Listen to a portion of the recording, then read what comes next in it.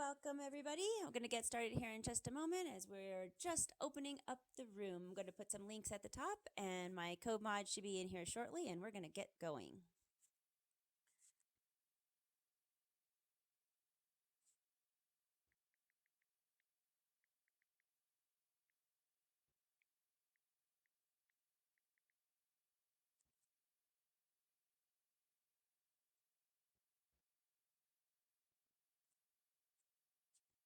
Okay, let's see. Welcome to the Amigos Club.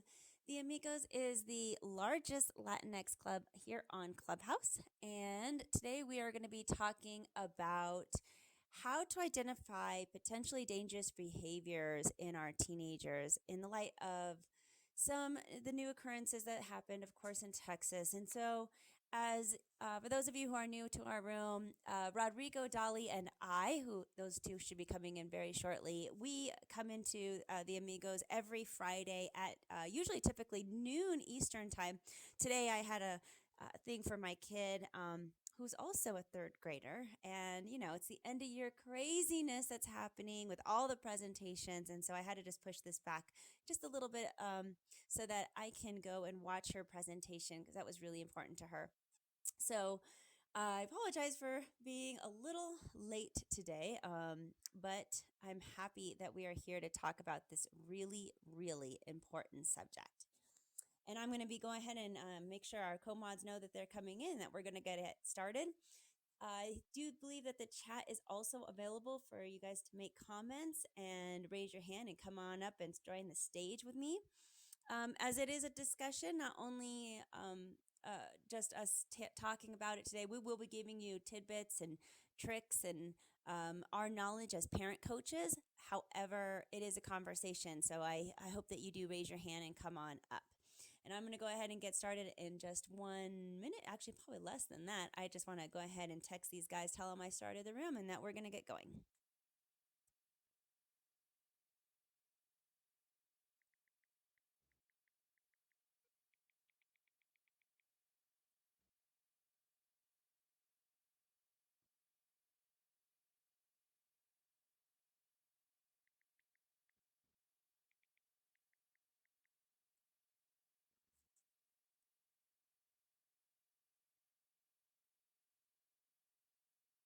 All right. They should be coming in now shortly. Welcome to the Amigos Club, and we're going to be talking about identifying possible indicators of trouble in our kids. This is actually Rodrigo's idea, and he's going to be coming in here shortly with the light of what happened in Texas, and he's in San Antonio, by the way, so close to home for him. And our whole community here on the Amigos Club has been so saddened and mourning this tragic event that Rodrigo thought instead of our typically third what we were going to talk about in-laws today, then we switched our topic and now we're going to be talking about how to identify possible indicators of trouble, and thought that was really important. I'll go ahead and introduce myself, and then I'll have Dali introduce herself as we wait for Rodrigo. My name is Kristina Campos. I'm founder of The Impactful Parent. I help parents of school-age children turn their chaos into connection with their adolescents. So I try to help parents with their teens, and these are one of the things that I like to do with parents is help them identify what might be troubling behaviors, things that could be red flags, and I'm happy to have this conversation with you today. Above my head, this is my app. Although I do one-on-one coaching and online courses, it's really my app is how I primarily help parents. It's a free download. And if you like today's room and want more of me, that's really how you would do it. That app is not only free, but it's got hundreds of videos in there that are similar to what you're going to be hearing of us talking about today. In fact, sometimes I even take these replays and put them into the app. So, I hope you check that out because it's an amazing resource for you. And I'm glad to see that my other co-mod here, Dali, is here, and I'll have her introduce herself. Hi. I hope you're having a wonderful day. Thank goodness it's Friday. I'm Dali. I'm a bullying awareness and prevention coach.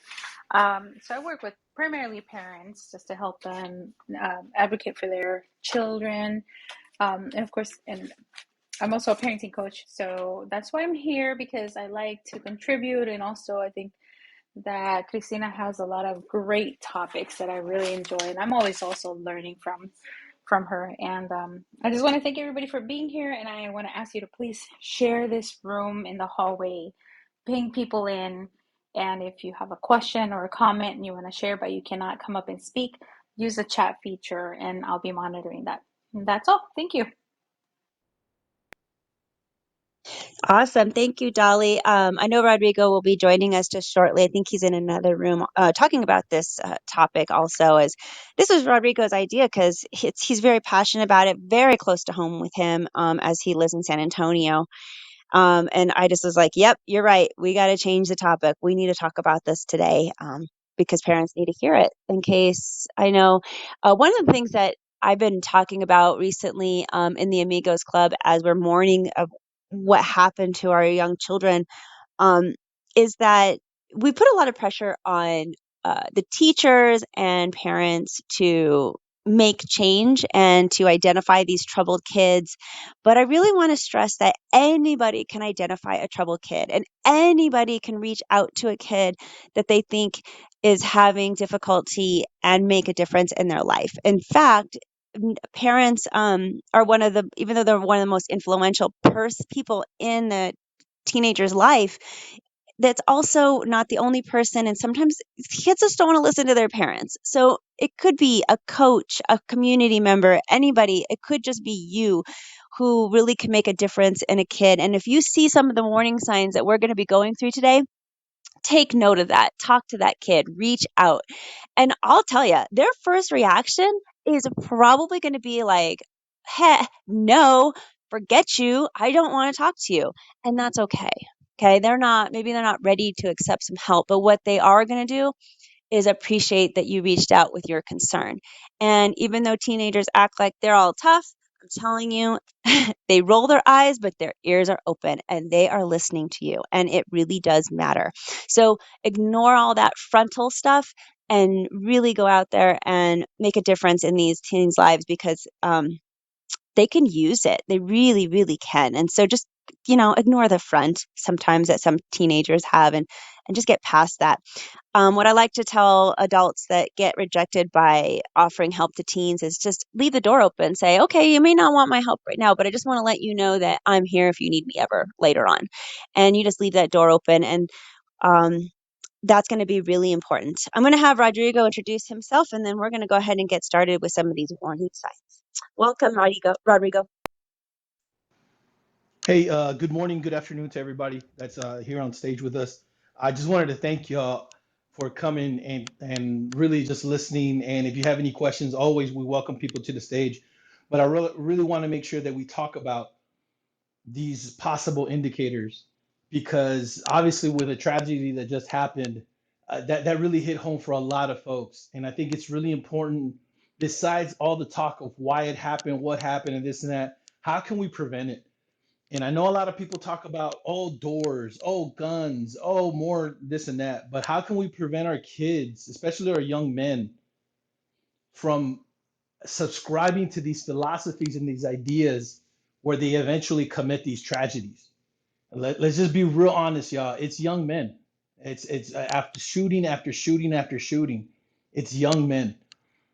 That's the one common correlation among all these kids. So why is it happening? And that's why I want to tackle this issue, this prioritize what's happening, and really get down to the bottom of it with Kristina and Dali. Kristina obviously is a parenting expert, Dali a bullying expert, and myself when it comes to working with parents, co-parents who have separate homes for their kids and how can that can affect their kids because this child right here, this kid, and look, y'all, I get it. Okay, people are gonna say, oh, he's a monster, and this is okay. I get it. You can describe him however the hell you want to describe him, but at the end of the day, we failed a kid. We really did, and that's why it's important that we have this conversation so we don't fail other kids. And so I think it's really important for us to have this conversation, this timely conversation, and really talk about what are we doing to prevent this from a parent standpoint. Because I really, in the bottom of my heart, I really feel like at the end of the day, it's all about the parenting. and the support systems and the help that we can give our kids when they have things that they're not able to handle. So I just wanted to stress that. Kristina, Dali, thank you all so much for being here, as always, leading the charge. And yeah, let's talk about it. Yes, let's do. And this is the perfect time to share the room because we would like to get people in here, get educated, start our conversation. And we're just getting started. So if you could please push that share button down below, we'd appreciate that. And what I want to start with really is just I know we say it over and over again that teenagers are wired differently, but truly they are. You guys, a teenager's brain is still actively developing. And therefore, they process this information differently than a mature adult. That frontal cortex part of their brain is used to manage emotions and make decisions and reason and control inhibitions, and it's restructuring during those teenage years. So forming it's changing all the time. And while the whole brain does not reach full maturity until you're at least in your mid 20s, this is why we don't want our kids to start. Well, we don't ever want them to start using drugs, but it is so much more important not to start early because that really does affect their brain chemistry. And I don't know the chemistry of what was happening with this unfortunate young man who made these really bad choices, but that's something that is a possibility and it can alter brain function. So just want to make people aware. And then not only that, but teenagers read emotions differently because their frontal cortex is not, it's still working. So we as adults use our parental cortex to read emotions, but teenagers, they actually rely on their amygdala, which is a different part of their brain responsible for emotional reactions. And research shows that teens often misread like facial expressions. And when they're shown pictures of adult faces that are expressing different emotions, that teens will misinterpret a lot of facial expressions as angry. So when we say that our teens are super moody, okay, yeah, they got all those hormones. But I just also want to make you aware that a lot of times they think that the world is against them because their emotional part of their brain, when they're looking at people, they're reading a lot of people wrong. And I don't think a lot of that's very well known. I wanted to start with that as something like, hey, tidbit, they read people wrong. So unless you have a huge smile on your face, if you just like on your normal face and you're just like resting or you feel tired that day and you're interacting with a teenager, they literally will look at you and say, they don't like me. Oh my gosh, you don't like me today. What did I do wrong?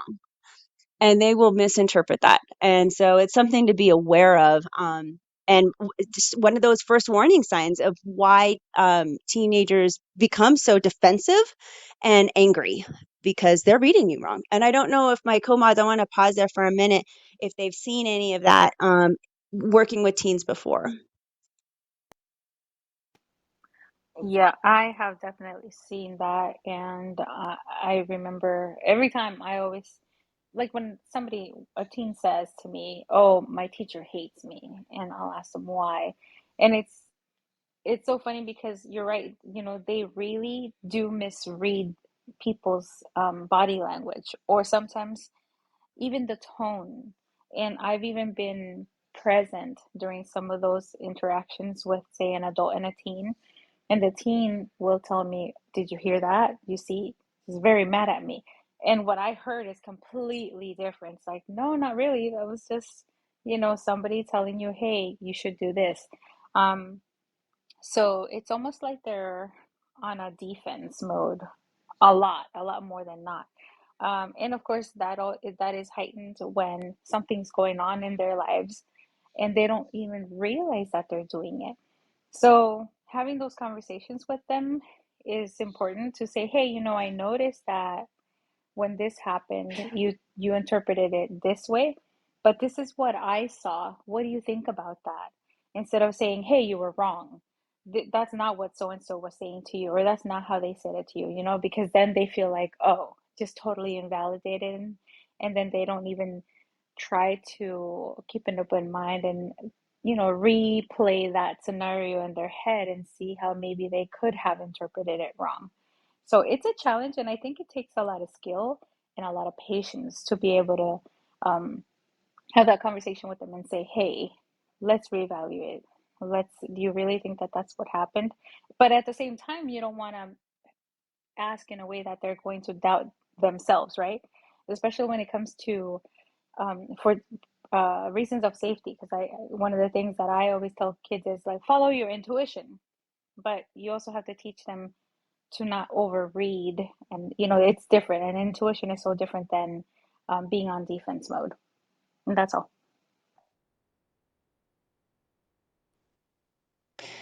All right. And then another warning signs that you might see in a typical teenager versus a troubled teen is the changing of appearance. And I think we see that in kids where something is changing. So your typical teenager, fashion's important and they like to wearing proactive and attention-seeking clothing, and they like to dye their hair because they're trying to figure their stuff out. And they might want a tattoo.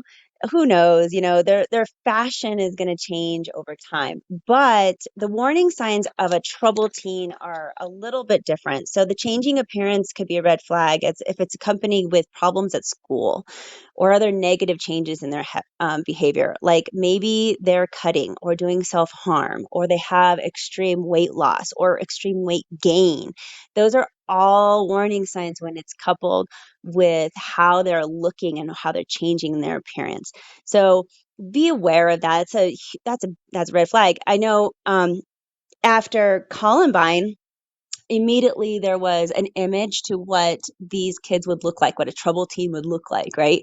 And if I say that word, these kids from Columbine, do you have this photo in your head of what that looks like? And if you're not familiar, it's the stereotype at the time. I don't know if it's still there, possibly, but it's kind of looks like Neo from the Matrix, if you've seen that movie, where it's the long trench coat and they're wearing black, or maybe they painted their fingernails black. It's kind of gothic looking. um, and that is not necessarily, that's just stereotype of what a troubled teen might look like. Could a troubled teen look like that? Sure, of course they could. That is what Kleeball and I forget the other guy's name from the Columbine. That's what they wore. So now it got labeled that way. But just keep in mind that it could be any big change in appearance and how your child might be looking, or how you see a kid looking, if they're starting to take a shift. And again, I'm going to go back to, it doesn't have to be your kid, right, guys? It doesn't have to be your kid. It could be any kid that you're aware of. It could be a niece, a nephew, a grandkid, a neighbor. Something to keep them aware of. I'm going to go ahead and close the mic again to my mods. Yeah, no, those are great points, Christina. And before I get to those points and respond to them, really, before you even do all this and you start talking to your kids about this, lay the groundwork for good communication, y'all. One of the worst things we can do as parents is not communicate with our kids, and then we will want to communicate with our kids, expect our kids to communicate back the way we want them to. It's not going to happen. Okay. If you do not have a good, successful dialogue with your kids, if you don't have a relationship where y'all are open to talk to each other about that stuff, trust me, when you come up to them and you see them changing their attire, changing their moods, there's a swing in their attitude, they're going to perceive it as an attack. They're going to perceive it as oh no, now he wants to talk to me, this and that. Absolutely is not going to work because your kids are already on the defensive. So the first thing we have to establish is having good communication. What does that mean? That means, yes, taking the time out to ask your kid, hey, how did it go at school today? Oh, this and that. And yes, they're going to tell you sometimes, oh, it was fine, and then get back or this and that. You keep asking them those questions. Be involved in their everyday, day-to-day situations, and let them know that they can talk to you about things without you being judgmental, without you holding it against them. If there's an issue or whatnot, talk to them, because whenever you're going to have these difficult discussions, it's going to be super hard to have them if you don't already have that foundation. So, what Christina and Dali just mentioned right now, the points that they're making, they're absolutely right. But before you can even do that, you have to have a good communication. It's important because kids are looking for trust. Okay, you can tell them 100 times until your face is blue. You can trust me. I'm your friend. You're the only person. I'm the only person you need. And da da da. But they have to feel that. And the only way they're gonna feel that is if you've established that trust. I know my dad. Look, my dad. Again, I always refer to my dad. Great guy, had a lot of faults and stuff, but my dad demanded me to trust him. When the hell has that ever worked?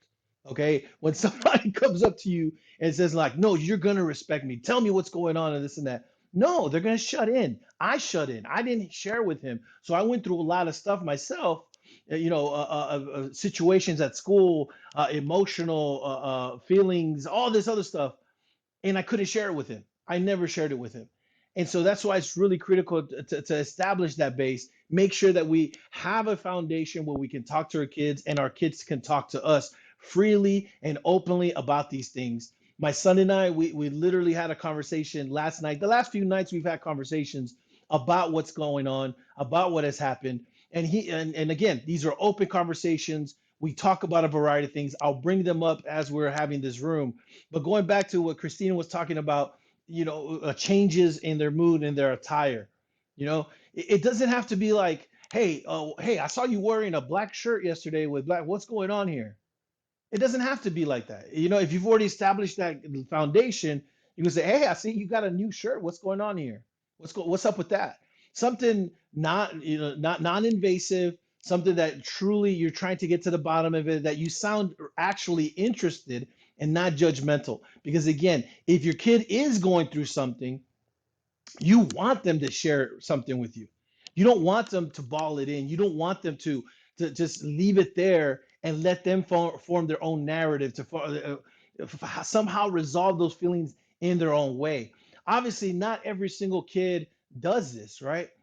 But we don't want our kids to go to a measure where they are doing things. Christina, you mentioned earlier about cutting the young man that committed this tragedy, that the murderer that did this had exhibited signs and had told his friends that he was cutting.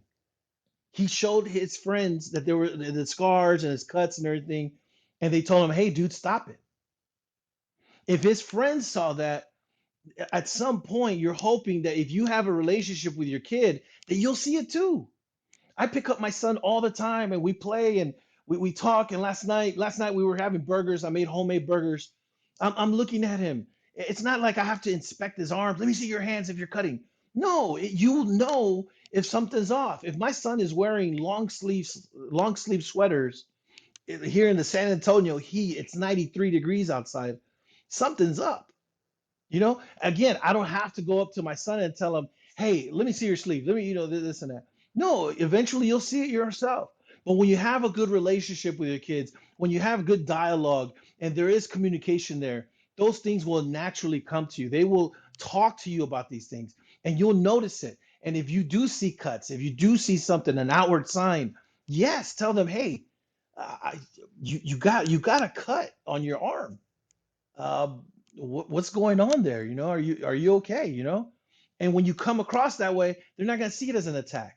They're going to see it as like, you know what, my mom, my dad, they care. And again, and like Christina was saying, it might not even be mom and dad. You might see a kid yourself that you have a relationship with. You might tell them, "Hey, are you okay?" Oh, I did not know that about the shooter, Rodrigo, and that he was cutting. And just like Rodrigo was mentioning, they typically teenagers will do two things. They'll show their friends their cuts because it's a cry for help, but they won't show adults.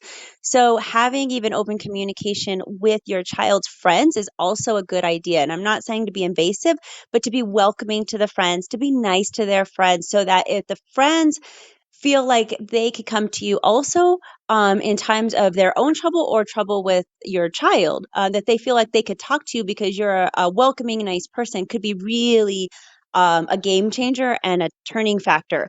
Another thing, I didn't, geez, I just did not realize that he was cutting. That is so sad. Is just like Rodrigo also mentioned, look for the covers of like they'll they'll cutters tend to be embarrassed about their cutting, not with their friends but to adults. They hide it.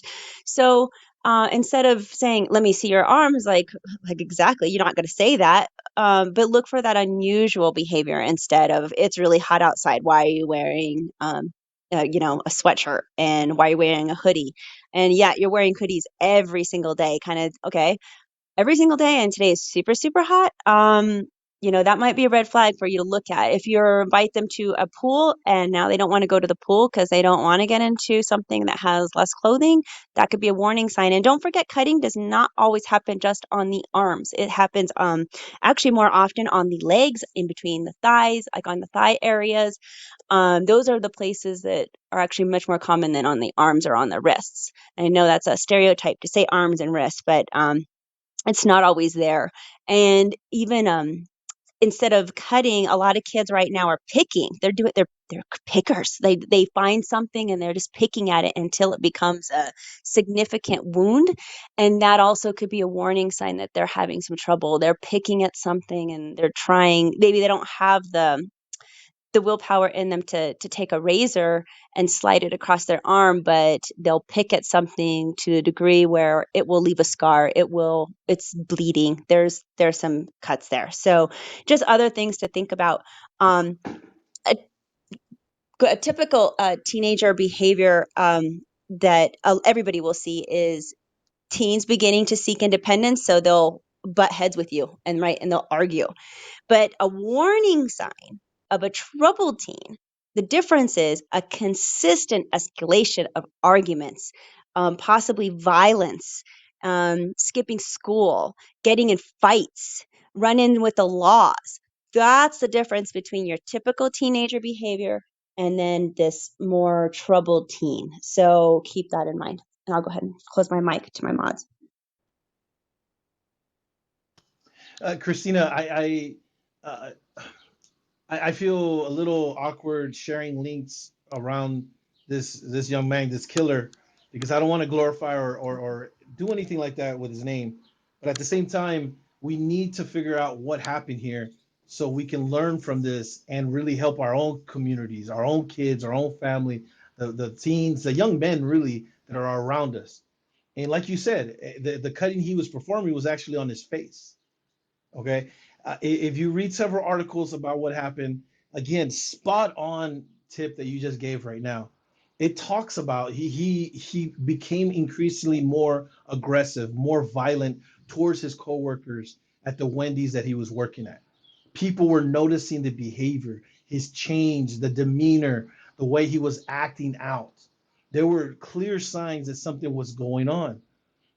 Who, where, what, who was talking to him, what was happening, who knows at this point.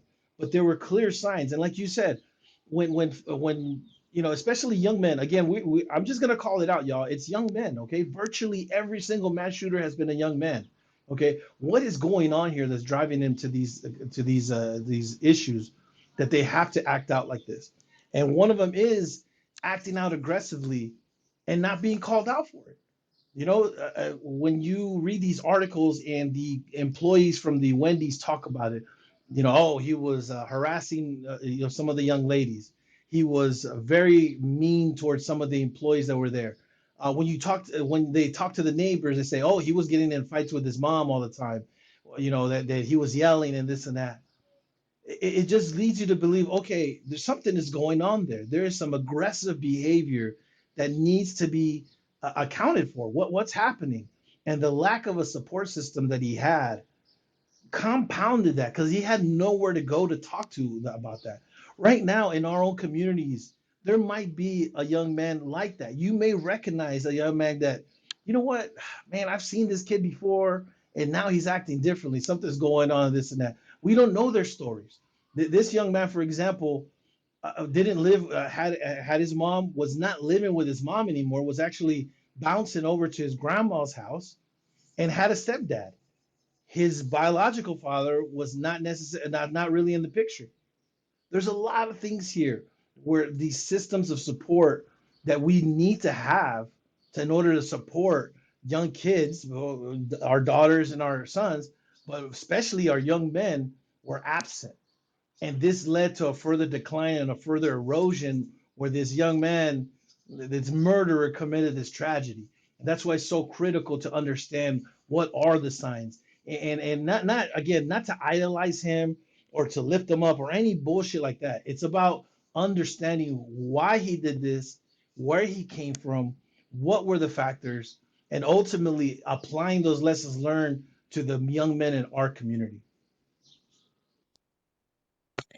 I'm going to go to our next warning sign, which is, mood swings and typical teenager behavior, hormones, developmental changes often means that the teen's going to experience mood swings, right? They're irritable. They're crazy creatures. They really are. Okay. But troubled teens, this is rapid changes in personality. They're falling grades, persistent sadness. They can have anxiety and sleep problems, depression, bullying, of course. And there's probably an experimentation with drugs and alcohol. And now the typical teen is going to experiment with drugs and alcohol. They really are. Typical teen will. And vaping. I should add vaping in there too. But your warning sign of a troubled teen is going to be your alcohol and drug use becomes habitual.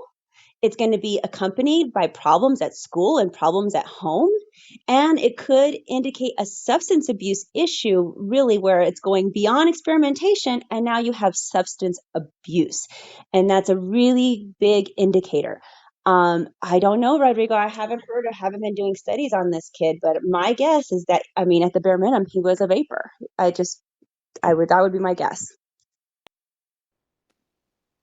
So I kind of want to go back a little bit to what Rodrigo said because I feel like it's super important because I think not speaking about it is kind of like glazing over the fact of like what he said that the shooters are mostly men or boys or young men. And Rodrigo also mentioned that this latest shooter, he didn't have the right support system. And um, at the core of it, I think that we really, really need to understand and take mental health very seriously. I do know that there are children out there who are kind of going to the like extreme spectrum of it because you have the two ends, right? Where you don't care about mental health, you don't believe in it, and then where you go to the extreme of it and everything becomes like, oh, my mental health, right? So I hear both when I speak to parents. And it's scary because yes, there are some children who are going full on like the opposite of the spectrum, and they're like, oh my gosh, everything's because my mental health and I'm depressed and I think I need to be diagnosed, I must have something. But just because they're saying that doesn't mean that you should ignore it. It's important to take your children and get evaluated if needed. And if you feel that that special person, like say as a family therapist or a psychologist or a psychiatrist, is not really grasping what's going on, or you just have that feeling that maybe they're too quick to put them on medication and they haven't given other alternatives a chance, um, then seek help from somebody else. Get different opinions from different specialists because there are some professionals out there who do believe, okay, well, all teens are dealing with this, so I'm just going to put them on this medication. The parents should go ahead and follow that my instructions. Um, and it's okay to also tell your child like, hey, do you think that maybe you just have been hearing too much of this and now you're maybe concerned that you might have that same condition that you hear people having? Because sometimes kids, they're like, oh yeah, maybe I have been consuming too much of that. And you know what, the news, if they're consuming it all the time, especially like Twitter, which it has become so popular with children, youth. So many youth on Twitter reading all this negative stuff, and some kids are saying things like, "The world is just chaos. I don't understand why we even exist. Humans are so awful." So these feelings of hopelessness, right? So pay attention to those words that your children are saying. And Christine, I'm sorry, I totally forgot the other point you just made. I was going to tie it back to this, but I forgot. Um, Could you go ahead and repeat it again? Oh, I don't know which one. You were doing such a great job. I Thank you. don't It's the know. latest one. I think you said It was about about what? I have a poor signal. It's cutting out. I lost Rodrigo to there in the end. Yeah, my signal is going out. Can you all hear me okay?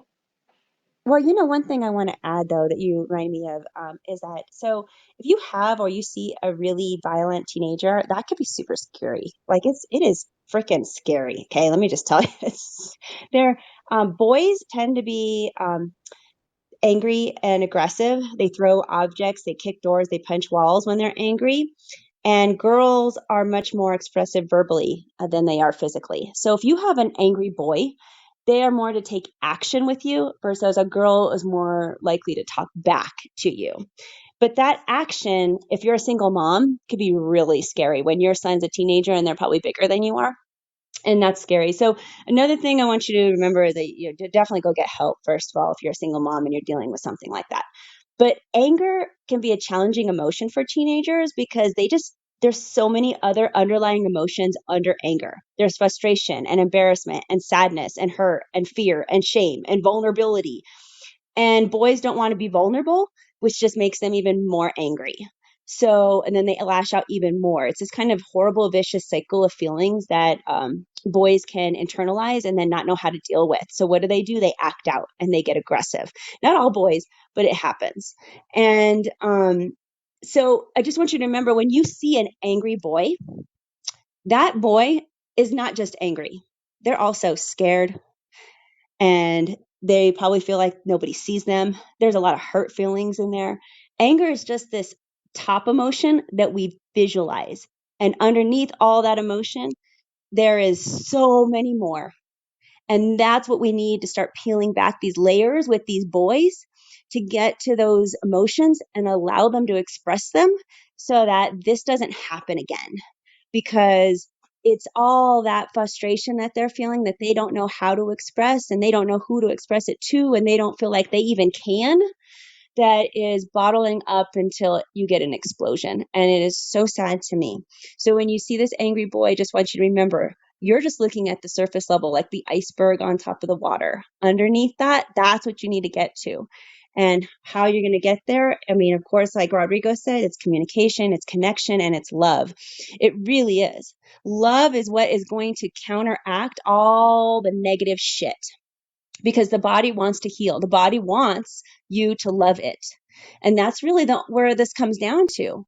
This kid needed to be loved, and he didn't feel like anybody loved him. I don't know why. I don't know his situation. I don't know what was going on, but that would have been the combating thing. And it's too bad that a lot of our boys are feeling like this. Christina, I love that point. It is so important that we understand that there is a distinction between the way that young ladies and young men communicate their feelings, how they are able to express themselves. My son and I literally just had this conversation last night, and we were talking about that difference and how it's so important to acknowledge that difference and why these young men are out there doing this horrific tragedies, these acts of violence. And as I was talking to my son, he and I'm just gonna say I'm very proud that my son was like, I just don't get it, Dad. How can he not talk to somebody? And I explained to him. I said, a lot of boys are built up. Look, I'm talking for myself. Latino culture, we are built up to suppress our feelings, right? We're machos. We're tough guys, and we don't cry. And nah, fuck that. We're gonna do this, and we're gonna show them we're fucking tough. And this and that.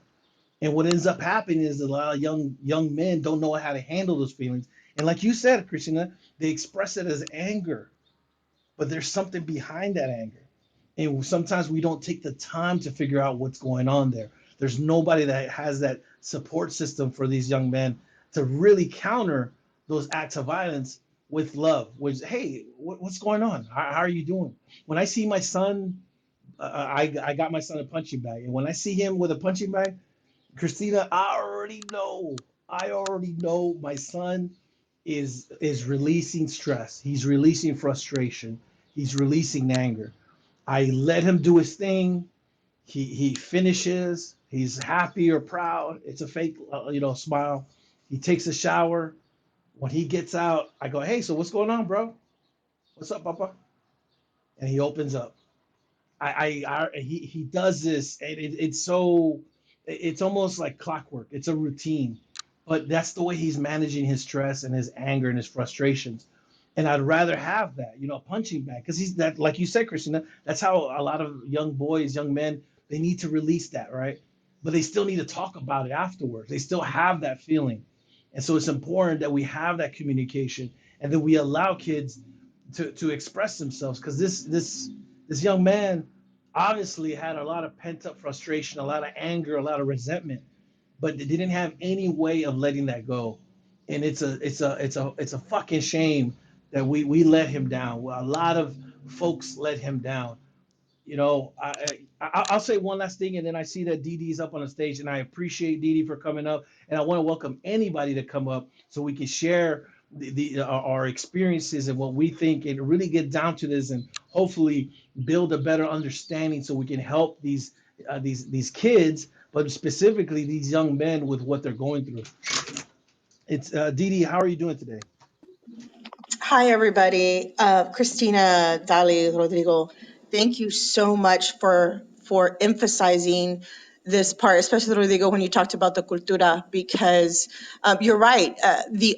Sometimes it seems like in our culture, the only acceptable emotion for a male Latino is anger, right? Because they can't express the other emotions because they're seen as quote unquote weak, or not man enough. And my late ex-husband had a childhood full of horrible, horrific trauma, and was brought up the same way, where you cannot express those emotions. Nobody wanted to hear it, but anger was acceptable. And unfortunately, as a young man, this was before I knew him, but unfortunately, as a young man, he took a life and went to prison for it. And while he was in prison, and then when he got out 17 years later, had to start doing the work of unpeeling those layers, where that anger was misdirected grief. It was misdirected hurt feelings from the abuse that he endured as a child. And but it's hard to bring that in awareness. And this was back in the 80s, where these mental health services were not prevalent, or they weren't talked about, and they were stigmatized. So thank you for talking about this topic.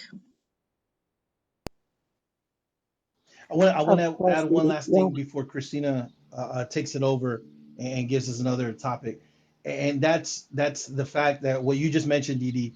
A lot of our parents, a lot of the men in our cultura have been brought up this way, in surviving, right? And they have loving hearts, but they don't know how to love the right way. They only love the way that they know how to love, and it's super difficult. My dad, I mean, a super tough guy. Real. I mean, when you see him and approach him, I mean, he's the type of guy that shakes your hand really hard if you're a guy.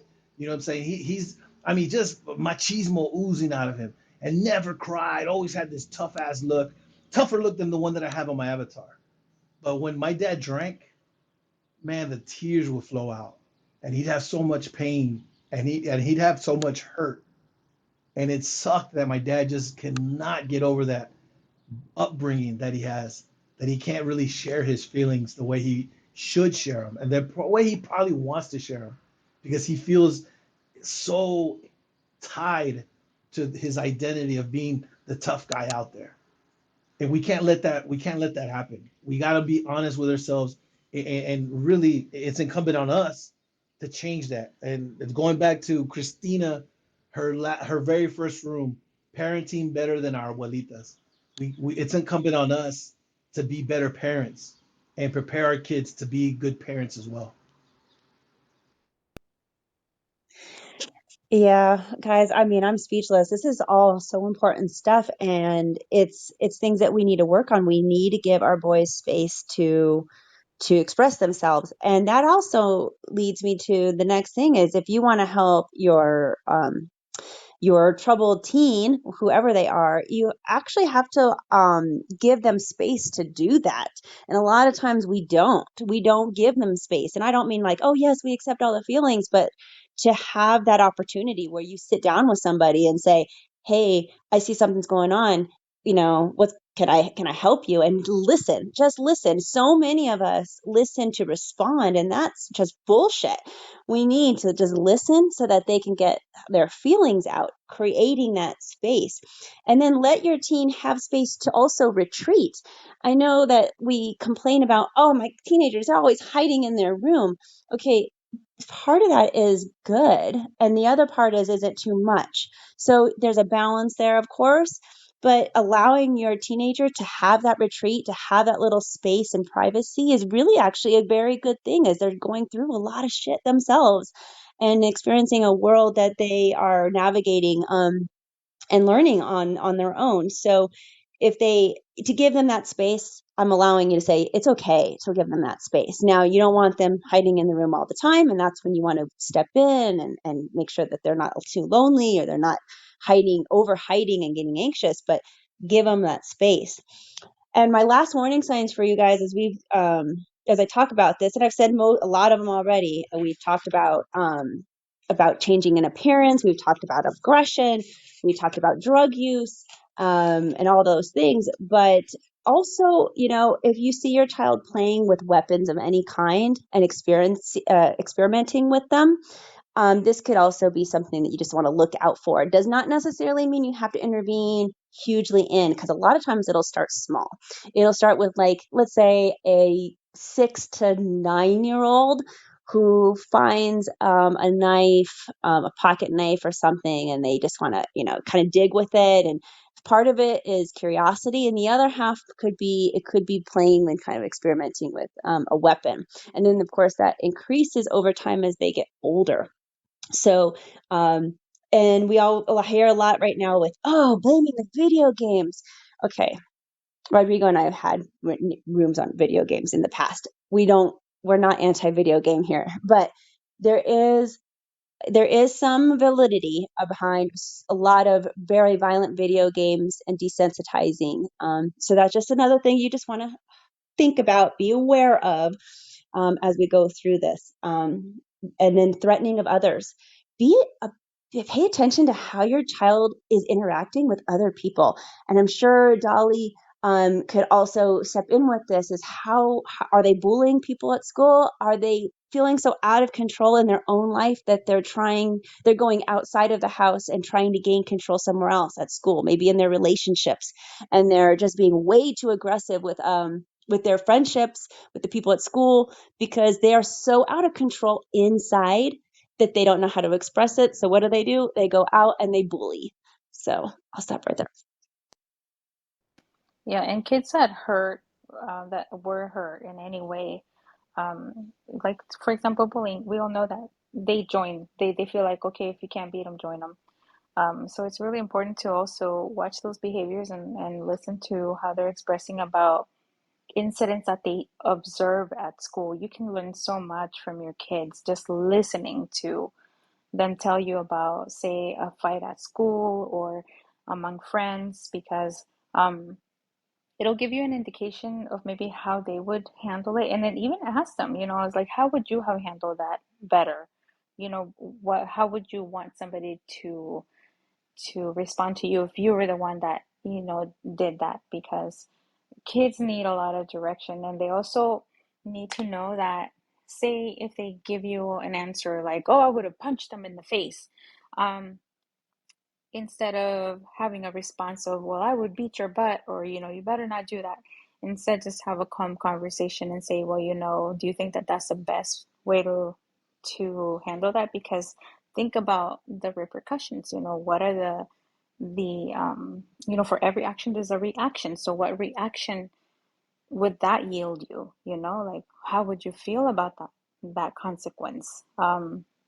Because they have to also learn that impulse gets in the way at this age, and they have to be aware of it, so that that doesn't uh, dictate like how they're going to react in the moment, and then they'll regret it. Because a lot of these kids, they've already been victimized and they're just trying to survive.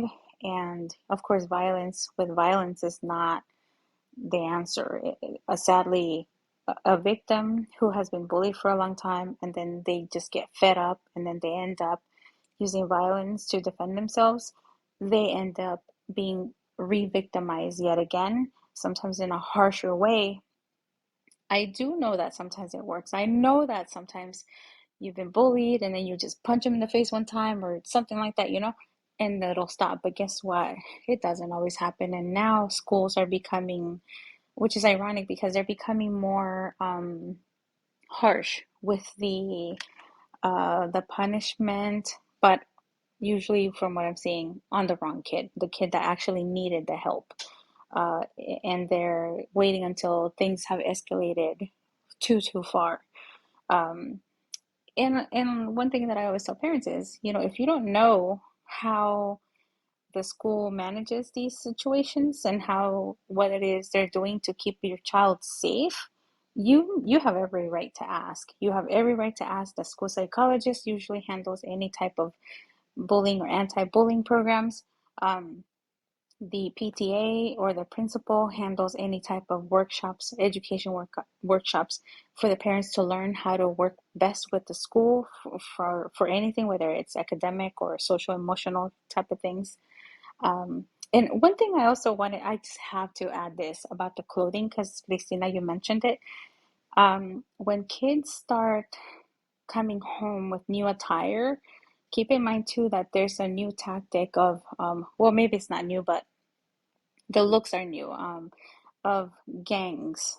So when kids, and I learned this years ago, the Attorney General of the state of Maryland came to one of our school districts and gave a big workshop about this, about how recruitment is happening.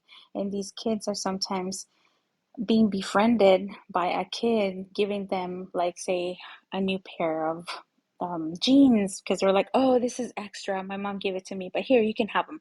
Or like shoes, or like a hat, and especially if it's a certain color or certain sports teams, they're slowly grooming, they're slowly bringing in your kid to this gang affiliation thing without them really realizing it at first. And then next thing you know, they're being kind of like blackmailed, like, hey, I gave you that, so now you have to do this for me. And then the kid gets angry, they feel like they can't say anything, and then they act out.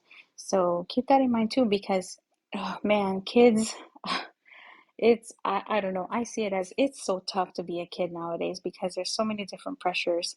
Um, that are they follow you at home because of those devices that you carry in your hand, right? So I just wanted to add that too. Thank you. I wanted to end our room with some of the preventative things that we could do to prevent this for the next time. And one of the things that I want to start off with, because Rodrigo just said it and it was like, yes, is he was talking about how his boys have a punching bag. And one of the things that you can do is help your teen find healthy ways to relieve their anger. And that's huge. Again, they don't know how to do it automatically. So not only are you leaving space for them to talk and express their emotions, but actually show them how they can express their anger. And it might be that you're role modeling that and showing them how you express your anger, how you decompress and exercise and all that stuff. You got to like emphasize that when you have exercise in their life and all those things, and you're showing them that it's great to punch out the bag or whatever you want to do with your kid to show them that, huge differences in how they'll be able to express themselves when they do come into these volatile situations where they just don't know what to do with all that emotion and they just can't, and they're so mad, and now they can express it constructively instead of go out there and be violent.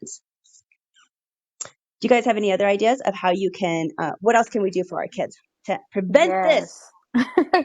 I actually have had my kid, one of my older kids, she asked if she could take some bottles and break them against our wall because we had a solid brick wall in the backyard. and as kind of like the same version as a rage room, which is another option, and it's a thing now where different cities have rage rooms and they have different setups. Like one of them, like it can be electronic devices, and you take a bat to it, and you just to let off the steam. You can also take them out to the batting cages, because hit some balls with that the bat. Um, I love the one that Rodrigo said because my father actually used to do that. I remember he brought like the pair, the body bag, the gloves, and my sisters and we would take it out boxing. It was I loved it. That's my favorite one. Um, or also, of course, sports is always a good thing, and also even just a run, just like go for a darn run, just let it all out. And if you're and have your child choose what method instead of you telling them like go hit that ball or um because the whole point is to just let them get it all out in their own way. And that way they feel like they're more in control. That's all. Yeah, no, I agree with all of that. It's important to let your child choose how to that they like to relieve their stress. I mentioned the punching bag.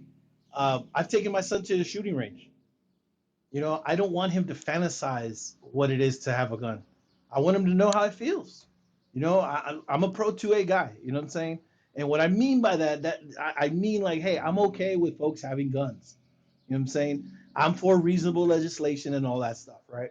But I think people, it's okay to have guns within reasonable measure. I don't want my son fantasizing about the guns.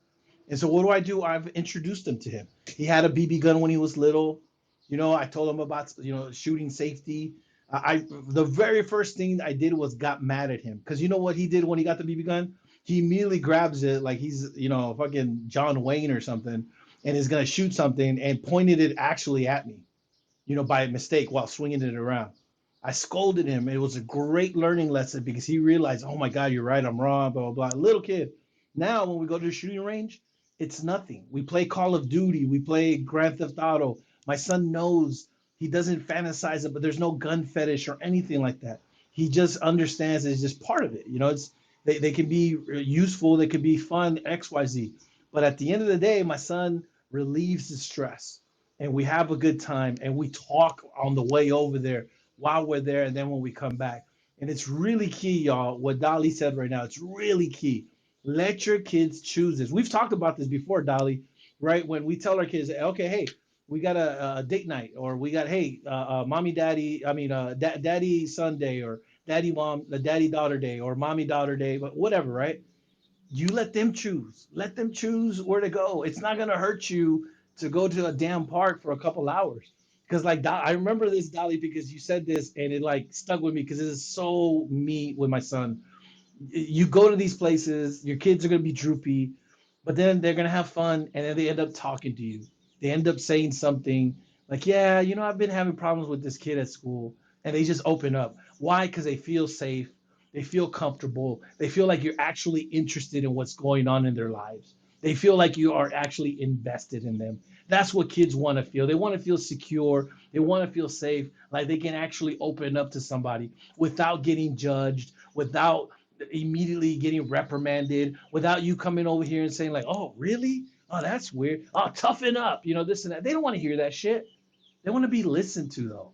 They want to be listened to and appreciated. And if you do that, they will actually be open to whatever suggestions you have.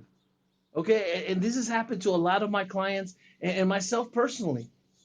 When you talk to kids reasonably and they feel that you're being transparent and you're being trustworthy and honest, they literally will take what you have to say into consideration and will follow it. It's as simple as that, y'all. Because this whole I'm the sheriff of this town and this and that, man, we've been through that. A lot of us on the stage have been through that. A lot of people that are listening right now have been through that. And we know what we ended up doing. We ended up doing, for the most part, whatever the hell we wanted. And some of us got lucky, some of us didn't. So it's really important. Again, I can't emphasize it enough. Let your kids lead you when it comes to them relieving their stress, because it's really for them, and you're there to be supportive and create a space, create a system where they'll be able to relieve that stress. Whether it's a punching bag, whether it's movies, whether it's them reading a book with you, whatever the case may be, let them determine that stress reliever. Yeah, and I want to add to that, Rodrigo. The going to the shooting range. I've done that too. I mean, with my girls. And I think that kids also learn to respect also the power that you can have with something like that, just like laser tag or any of those games. And I just want to mention this because I know that there are a lot of people that they're like, oh my gosh, how could you take your kids to go do that, especially with all the stuff going on today? Well, it's all about how you present it. And just like any other conversation, if you talk about it like whispering, like there's something wrong with it, then they're gonna think something's wrong with it, and they're going to um, they'll be more tempted to misuse it. Because remember, whatever you stigmatize for a child, or whatever you say, no, don't do that, they're gonna be more curious, and you don't want that, right? You want to take that curiosity off and just show it to them. And like the rage room, right? Like some people are like, oh my gosh, how could you take a kid to a rage room? Doesn't that just um, re-emphasize that they should be angry? No, it's all about how you present it. We all do certain things to let out steam. And if you do it in a positive way, in a healthy way, and you tell them this is just to let off steam, there's nothing wrong with it, then your child will be just fine, and they'll learn to, do something with those emotions instead of letting the emotions control them. Because that's what you're doing. You're teaching them how to take control instead of those emotions controlling them. That's all. 100% Dali, 100%, because our kids, we can either they'll be desensitized towards guns or they'll be desensitized towards school shootings. Yes, Which one is it going to yes, be? exactly. Are we gonna have them be okay with being around guns and just feel like, hey, guns are just guns? Or are we going to be like, hey, mass shootings are just mass shootings? Which one is it? I'd rather prefer that my son doesn't dream about guns and actually realizes, okay, here's the gun. There's nothing to it. Last point, Dali, 100%. When my son first shot his first gun, the real gun, really, we were at the shooting range. That kickback, oh my God, he couldn't believe it. And he Yeah. respected the hell out of that gun. I told him, I said, what the fuck did I tell you? I tell you to square up, put your feet down, and aim properly in this. You think it's a fucking video game. It's not, Papa. He goes, no, yeah, you're right, Dad. I'm sorry. Da, da, da. Rest of the time, we had a fun time. And now when we go over there, he respects it. He knows the rules. He knows what it takes. Does he like them? Yeah, he does. But he doesn't fantasize over them. He doesn't fetishize over them. And he's not one to be saying like this and that. Oh, yeah, I want to go online and buy guns immediately and do that. No, no, no, no. He has a healthy respect for guns, and hopefully he carries that out to be a responsible adult when he's older as well. I love everything you guys are saying. It's so great. I'm going to add that one thing that parents don't think about that helps prevent kids from being emotional is feeding them right. Feed your kids right. It makes a difference in how they feel about themselves, their mood, all that stuff. And if you're feeding them crap, that's where a lot of those hormones and stuff can take over. You actually have to feed them well. It's really important. As we're talking about preventative measures before we end our room today. So feed your kid good. And another thing would be, there's a lot of trauma that could come to the brain when our kids have head trauma, and that head trauma we need to take seriously, whether they're playing football and they're getting one too many concussions, or rugby or whatever other thing, falls that they do. I know in our Latino culture, sometimes, especially with our boys, we're like, you get up, come on, shake it off. But really, if your kid gets hit in the head, that is something you really need to look at, people, because they could seem fine right now, but then as their brain starts to develop, it could be a problem in the future. And you don't think about that the concussion they had when they were 5 could affect them when they're 15, that they're not thinking correctly or have a skewed point of view. Along those same lines, the same kind of trauma when birthing trauma. So pregnant women taking care of themselves, all of these things, like if a woman is doing drugs and alcohol while she's pregnant, that actually does affect the brain chemistry of their baby.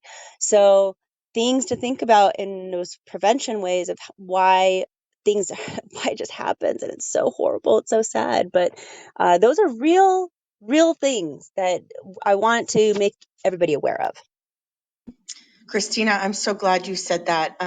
Here at the university that I work at, we have criminal justice faculty that did research. They worked with some of the public health faculty to look at maternal health and how it impacts the variables that contribute to criminal behavior. And so they actually were working on a study. I don't know if it's been published already, but looking at that same thing, you think of fetal alcohol syndrome, and you think of how some of these other, like you said, the impact of drugs, the malformation of the frontal lobe, and how the frontal lobe impacts impulse control and so many other things, and not just the frontal lobe. Disorders with the corpus callosum, that white matter that connects both the right and the left brain hemisphere. So I'm so glad you said that.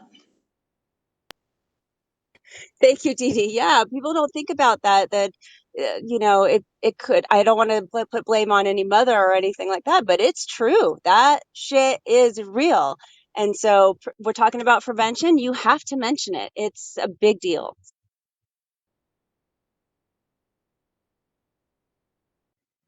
Well, you guys, we are a little bit over. Is there anything else you would like to add? My mods, anybody want to come up and add Yeah. some last things? I just want to add, with all the shootings and stuff, because it wasn't just one that happened the last week, it was actually several. Um, don't avoid talking about it with your children because sometimes that hurts them even more. Check in with them, be gentle, and let them do most of the talking. Just ask them, like, hey, how do you feel about everything that's been going on lately? And ask them, do you feel scared? How can I help you feel safer? Is there anything you want me to ask the school about your safety, the safety measures that they have in place? Because remember that when children know that there's a plan, they feel safer.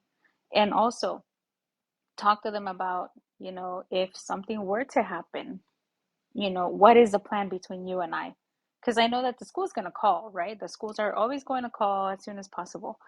But kids just want to know that there's a plan, and avoiding the conversation is not going to help because they're just going to imagine every horrible thing possible. And you want to make sure where their mindset is, how much are they thinking about it, and how can you help them feel safe? Because that's really all they need. That's all. That's a great point, Dali. And that's something that we're always stressing here in this room. And I stress with my clients. I spoke with one of my clients yesterday. I personally have been affected greatly by this tragedy. It really consumed me. It's still consuming me, to be honest with you. And I'm just trying to make sense of everything, right? But my client and I, we ended up speaking for 5 hours. I mean, just amazing conversation, just talking about stuff. I only charged an hour. That's probably all me. But one of the questions was, how do I tell my kids about this? And I always tell folks, be honest about every situation. Because if not, and if you don't talk about it, it's still going to be there. And your kids are going to develop their own narrative.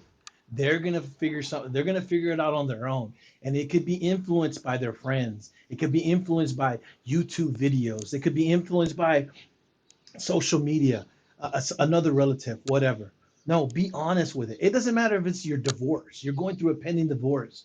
Yeah, it sucks. And yeah, your kids are going to be hurt, but be honest with them. You don't want them to feel like they're the reason that you're getting a divorce.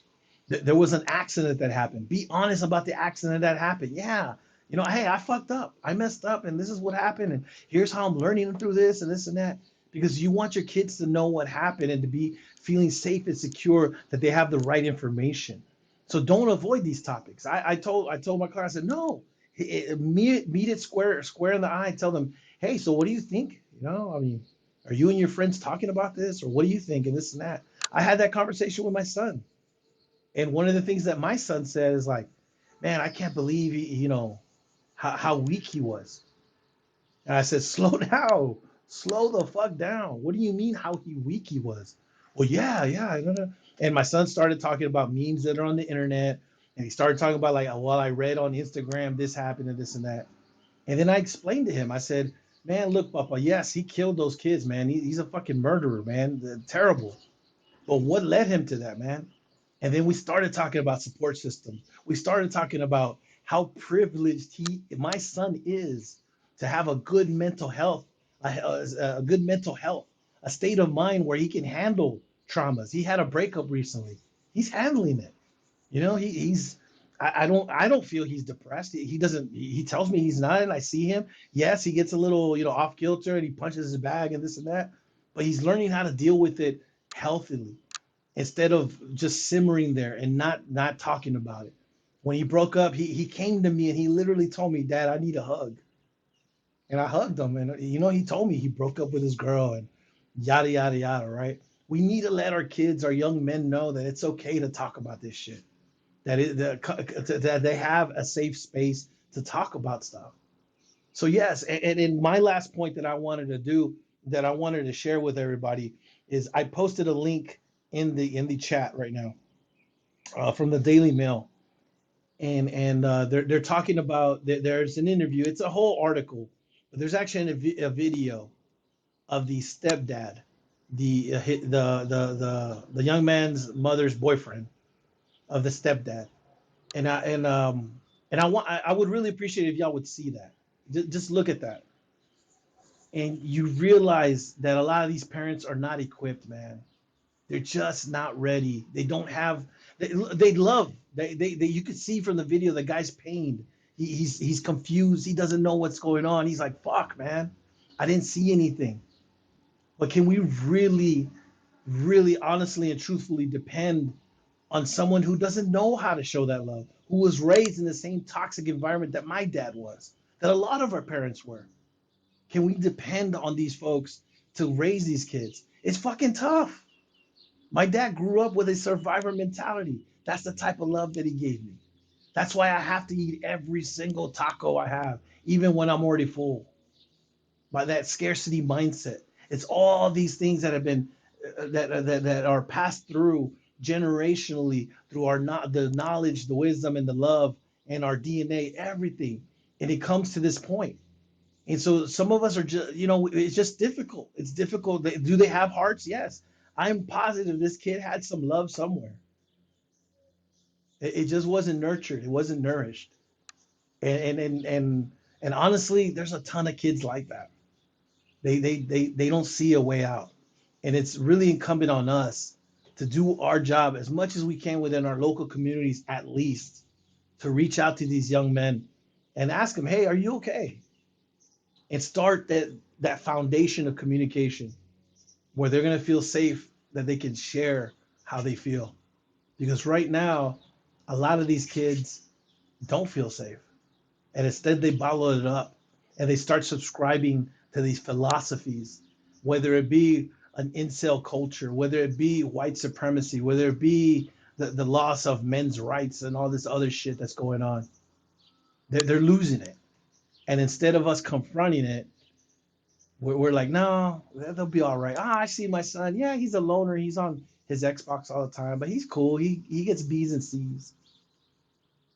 We got to be better parents, y'all. And if not for our own sake and our own kids' sake, at the very least for other people's kids, because the way we raise our kids does have an impact on our community, and we're seeing this right now, where this young man, this monster man, just killed these kids. So that's all I wanted to share.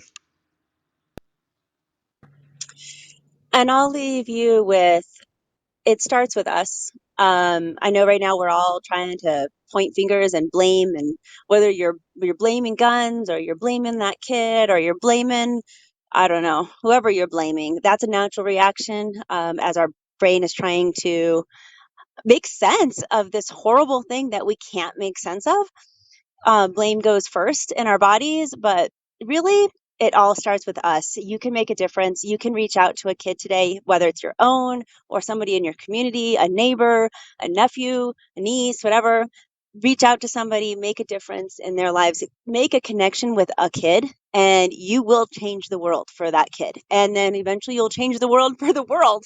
So just instead of pushing blame, let's just everybody take action. If we all had an opportunity to make that connection with one kid in this world today, everything would be different in our world. It really would. But we are busy. We're adults and we get into our things, and some of us aren't parents, and so we're busy. No, that's bullshit, and it's an excuse.